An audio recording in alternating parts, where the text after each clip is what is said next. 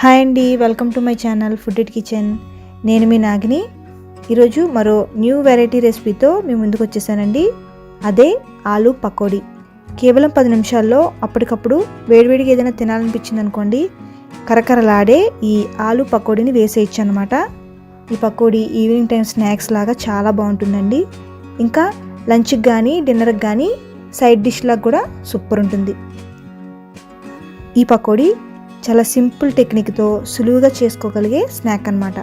మరి దీన్ని ఎలా ప్రిపేర్ చేయాలో చూసేద్దాం. Let us start.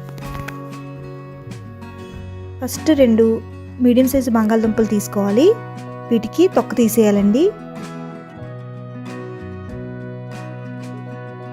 తర్వాత ఇక్కడ చూపించిన విధంగా ఒక గ్రేటర్ని తీసుకుని పెద్ద పెద్ద హోల్స్ ఉన్న దగ్గర ఈ బంగాళదుంపను పెట్టి తురిమేయాలి. ఈ బంగాళదుంపని ఇలా నిలువుగా ఉంచి తురమాలండి.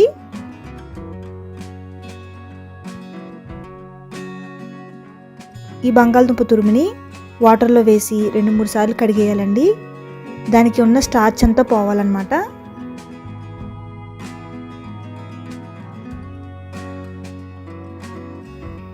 తర్వాత దీనిలోంచి మనకి అసలు వాటర్ లేకుండా పిండేయాలి. ఇలాంటిది ఒక స్ట్రైనర్లో వేసుకుంటే కనుక మనకి ఎక్స్ట్రా వాటర్ అంతా ఉంటే కనుక పోతుంది.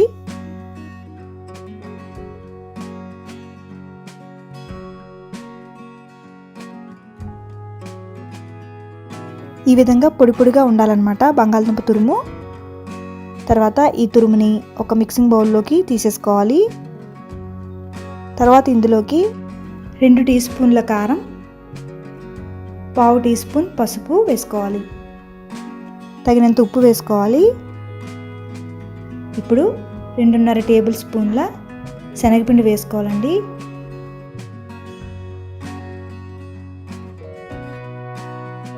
రెండు టేబుల్ స్పూన్ల బియ్యపిండి కూడా వేసుకోవాలి. లాస్ట్లో 1 టీ స్పూన్ నువ్వులు వేస్తున్నానండి. దీనిలోకి నువ్వులు చాలా బాగుంటాయండి. వేస్తే ఈ పకోడీకి చాలా టేస్ట్ వస్తుందన్నమాట.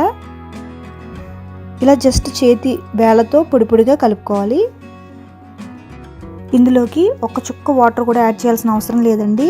బంగాళదుంపలో మనకు ఆల్రెడీ వాటర్ ఉంటుంది, అది సరిపోతుంది అనమాట కలుపుకోవడానికి.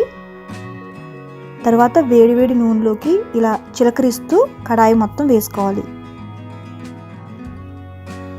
ఇప్పుడు మంటని మీడియం ఫ్లేమ్లో ఉంచి వేయించుకోవాలండి. ఇలా మంచి గోల్డెన్ బ్రౌన్ కలర్లోకి వచ్చిన తర్వాత తీసేయాలి. ఈ పకోడీ సూపర్ క్రిస్పీగా చాలా బాగుంటుందండి. ఈ ఆలు పకోడీ లాస్ట్లో అదే నూనెలో కొంచెం కరివేపాకు కూడా వేసి వేయించి ఈ పకోడీలోకి తీసేసుకోవాలి. అంతేనండి, వేడి వేడిగా ఆలు పకోడీ రెడీ. ఈ పకోడీ మీకు ఎయిర్ టైట్ కంటైనర్లో ఉంచుకుంటే 1 డే కూడా ఫుల్ క్రిస్పీగా ఇంతే టేస్టీగా ఉంటాయండి. లంచ్కి కానీ డిన్నర్కి కానీ సైడ్ డిష్గా కూడా ఈ పకోడీ చాలా బాగుంటుందండి. మిగిలితే కనుక మీరు అలా కూడా ట్రై చేయొచ్చు. మరి మీకు నచ్చితే కనుక మీరు కూడా ఒకసారి ట్రై చేయండి. మీకు ఎలా వచ్చిందో నాకు చెప్పండి. వంట రాని వాళ్ళు కూడా ఈజీగా చేసేయచ్చండి. ఈ వీడియో నచ్చినట్లయితే కనుక ఖచ్చితంగా లైక్ చేయండి. మళ్ళీ నెక్స్ట్ రెసిపీతో మీ ముందుంటానండి. అంతవరకు సెలవు. నమస్తే.